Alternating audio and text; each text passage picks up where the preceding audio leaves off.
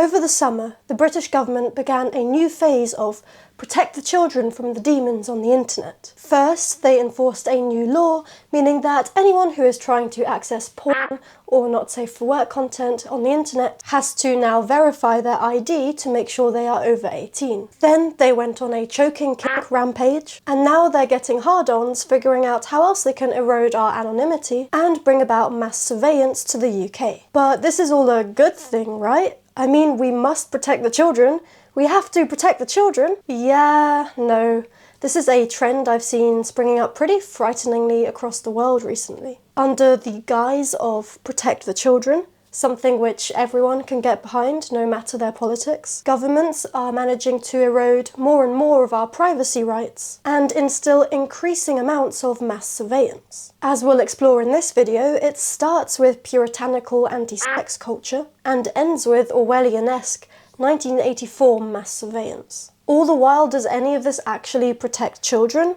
Well, not really. So first of all, let's dive into what's really going on with the government's crackdown on sex.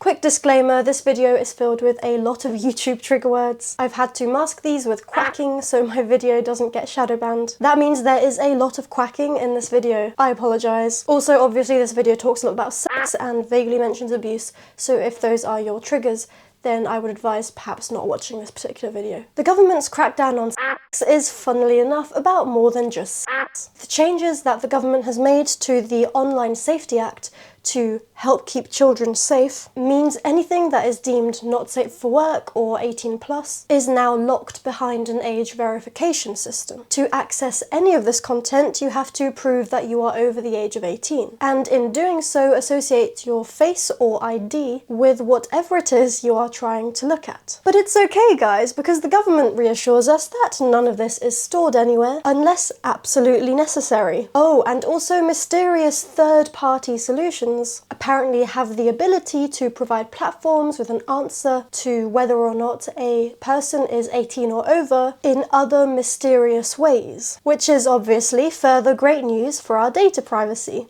Yay! Okay, let's leave the whole topic of sex behind for 1 second, but I promise we'll get back to it. This law has impacted a whole lot more than just sex. Over the summer, posts about Gaza and Ukraine were blocked. People were blocked from accessing basic healthcare information, and even recovery groups or support forums like to help people who had experienced sexual assault or to help people stop smoking were banned. I myself experienced this a few months ago when I was blocked when trying to access the subreddit r/women's health, a support subreddit for medical information where women discuss important things like physical, mental and sexual health. A lot of these cases have been fixed since then, but it's quite scary how quickly the internet went from being a commons full of open information that could be accessed relatively anonymously to a blocked and barricaded, child-friendly space which actively suppressed important information from under 18s and over 18s alike. This, of course, especially hurts demographics who are already vulnerable. Under 18s who need support for drug issues, alcohol issues, or even just wanted to look up something about their sexual health could no longer do so. People who are often marginalised, such as trans or LGBTQ folk, would have to tie their identities with their real ID. This is obviously incredibly dangerous in a world where the government is putting ever-increasing restrictions on trans people. And not to mention that weird gap in the British law which no one seems to have talked about. In the UK, it's legal to have sex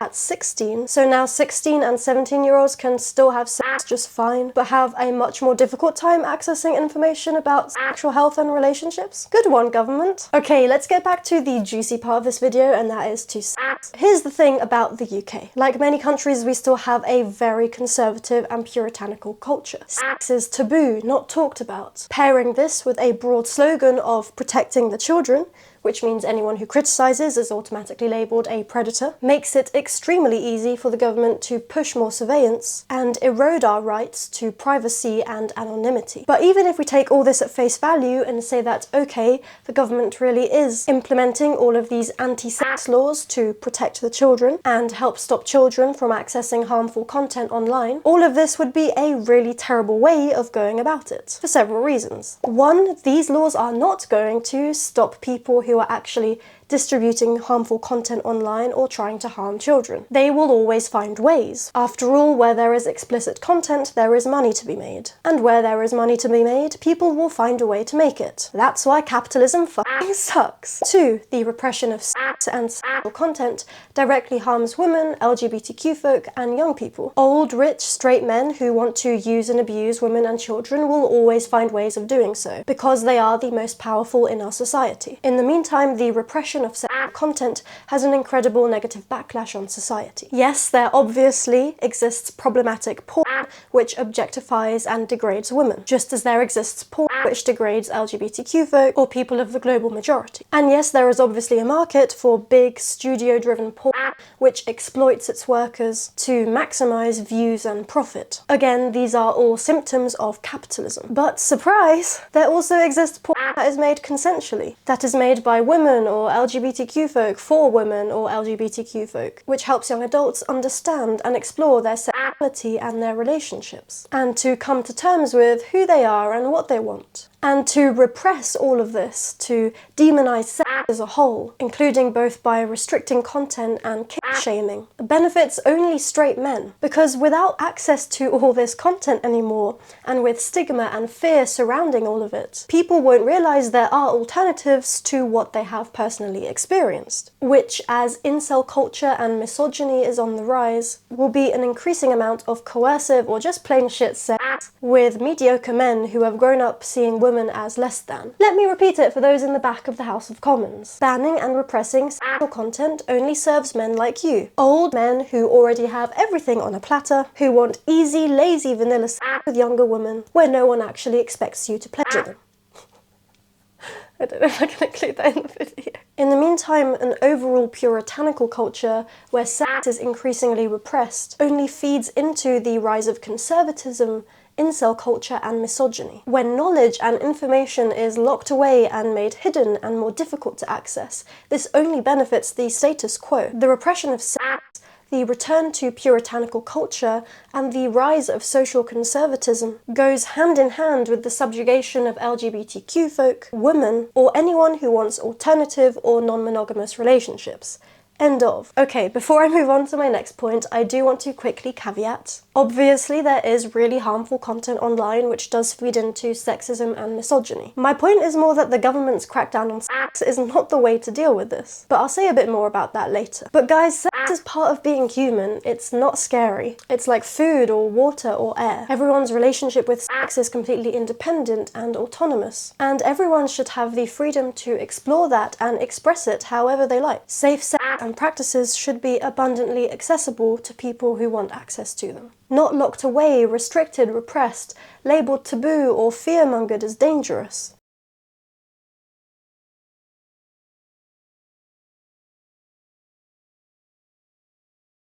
Listen, I'm 25, so I grew up in what some call the golden age of the internet. When I was a teenager, we had dodgy Wattpad fanfictions and pretended those one-time view Snapchat photos gave us some veil of privacy. And all of that allowed people my age when I was a teenager to explore their sexualities and learn more beyond whatever shit sex education we were given at the time, which tried to scare us with endless tales of STIs and pregnancy, but no mention of how easy it is to regularly test for STIs or what the benefits and drawbacks of different birth controls are beyond just condoms. Again, a quick disclaimer, not everyone's experiences are the same. I'm not trying to minimize anyone's experience or glamorize any of this, but I just wanted to more point out that this was the culture around sex whilst I was growing up as a teenager, and I'm sure people have had both positive and negative experiences from it. Yes, the internet is much different now, even just 10 years later, but the evil out there is not with teenagers wanting to explore their sexualities, or adults wanting to view some content without having to verify their IDs, or even adults wanting to create and share content for fun. The evil out there is with the big corporations,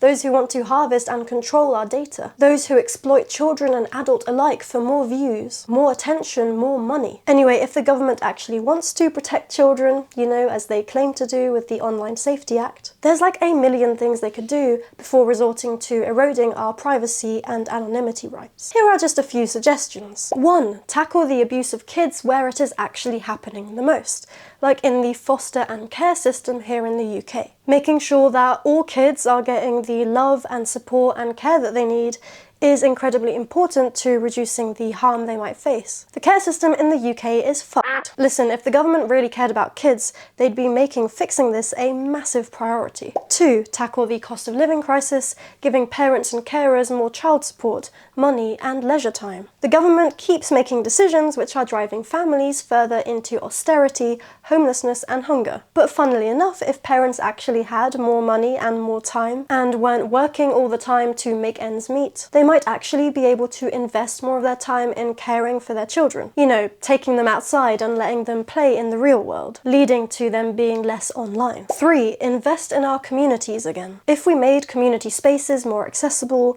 if we brought back third spaces that children and teenagers could easily access, if we had community centres and clubs and parks and things for them to do without spending money, and spaces that could support their different mental and physical needs as well, you know, they might end up spending more time in real life making relationships with each other rather than online. 4.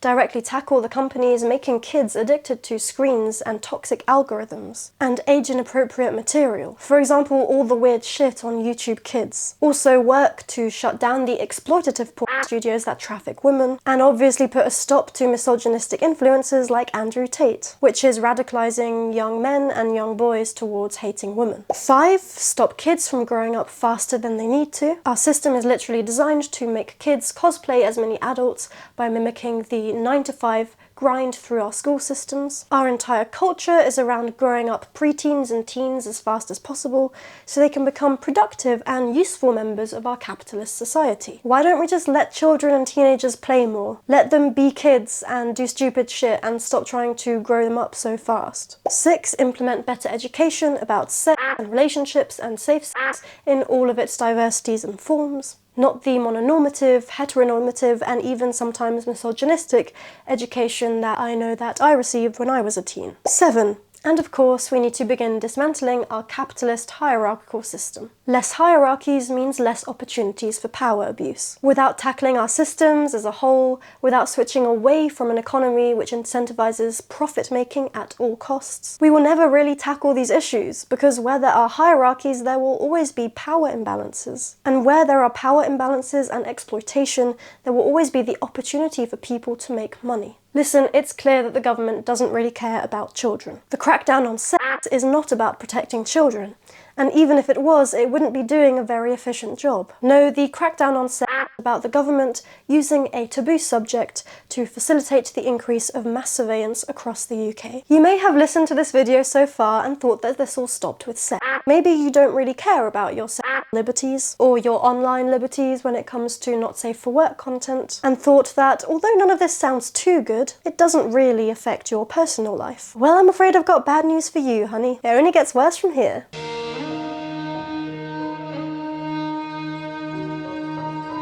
So, the government has seen how easily these anti-sex laws have slid into the British world, and they're now jerking themselves off thinking about all the delicious ways they can increase surveillance next. Here are a few teasers. 1. Apparently, police forces across the UK have been trialling AI technology that allows them to identify and track suspicious journeys. Police have been installing thousands of automated number plate recognition cameras across the UK, which can track people's journeys or generate alerts when a vehicle of interest passes a particular location. 2. Networks of AI CCTV live facial recognition cameras are being set up across major cities in the UK. These can scan and recognise people's faces. Let's read some headlines to give a little taster of what this looks like. Live facial recognition cameras may become commonplace as police use saws. A West London borough has approved plans to introduce facial recognition and AI-assisted cameras into its CCTV infrastructure. The live facial recognition cameras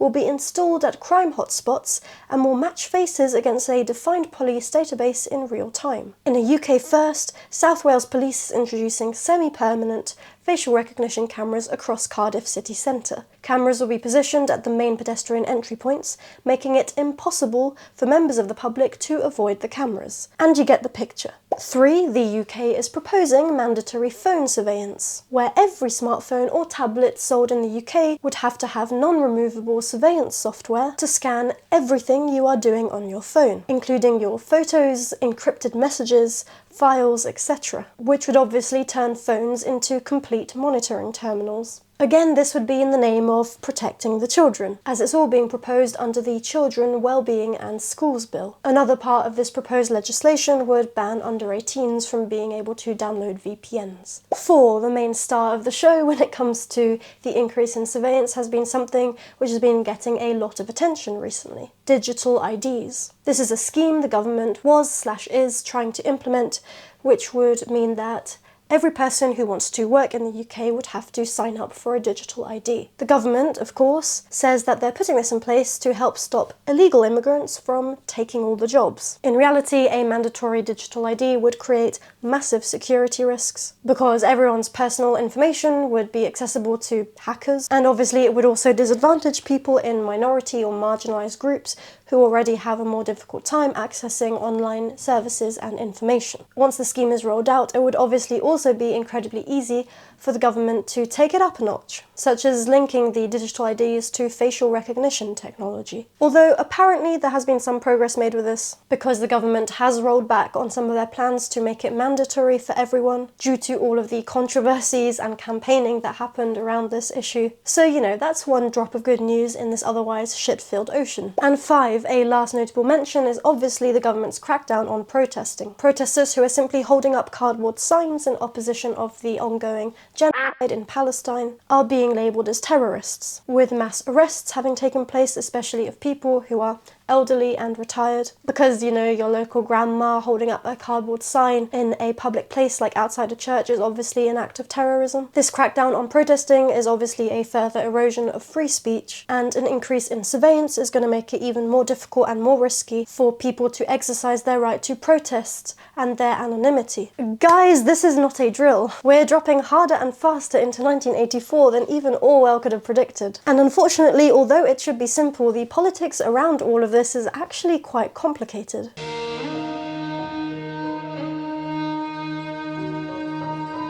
I wanted to end this video with a little bit of further context behind the politics that are involved around both the government's crackdown on sex and the increase in mass surveillance, because it all kind of gets a little bit messy. See, both the British far right and of course the general left hate the idea of mass surveillance. A lot of protests against digital ID, for example, have actually been organised by supporters and even councillors of our very far right party, Reform UK. Now, this is bad news because Reform UK are loud, angry, and have a lot more resources backing them up than anti-fascist or leftist groups do. Reform and the far right are very good at getting people riled up and angry, and using that anger to veer people more towards hate and racism, causing division and fueling the rise of anti-immigrant sentiment across the country. This all benefits the party, and of course Farage, their leader, keeping him in power and therefore rich with easy money. As an example, he made nearly £400,000 in 1 year for just about 190 hours of work, commentating and spreading hate on GB News. By the way, this equates to more than £2,000 an hour. Anyway, many of Reform UK's supporters are still very socially conservative, with ideas rooted in misogyny, queerphobia and transphobia, and even climate change denial. This leads to them making giant unscientific leaps between the rise of mass surveillance and the fake climate crisis, or getting themselves all wound up about how commies want to survey everything just because of some AI-generated Facebook slop they've been fed up on Zuckerberg's algorithm. Just in case there is anyone who supports reform or identifies as right-wing still watching this video at this point, to put it plainly, no, people on the left do not want more surveillance. No, the climate crisis is not made up. And no, no one on the left needs or wants to erode people's privacy rights or increase surveillance to try and combat the climate crisis. Anyway, as you can see, it's a whole mess. And when you add into that the tabooness around talking about sex, incel culture, and the guise of protecting the children, you can see how what should be a situation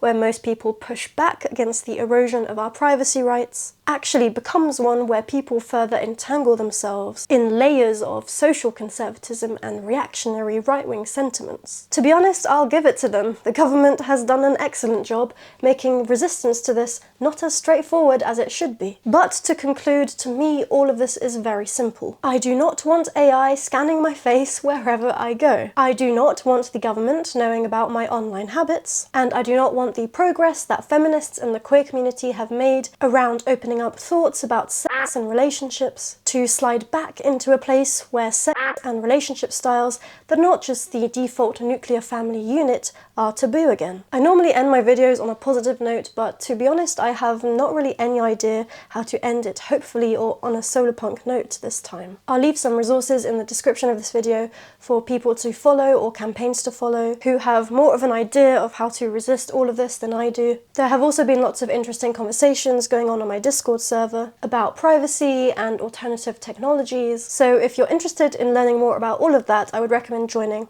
I'll leave the link in the description as well of this video. Okay guys, if you enjoyed this video, make sure to leave a like and a comment, and you can even hype the video now. That's a new YouTube feature, as I feel like the algorithm is going to bomb the hell out of this video due to the amount of 18+ things mentioned in it. And yeah, let me know in the comments your takes about all of this surveillance and anti-sex culture stuff. And also let me know if you enjoy this video style, and I'll make more videos like this, which is basically things that kept annoying me until I collated them all into a script and decided to rant about them on a video essay. Anyway, see you in the next one. Bye!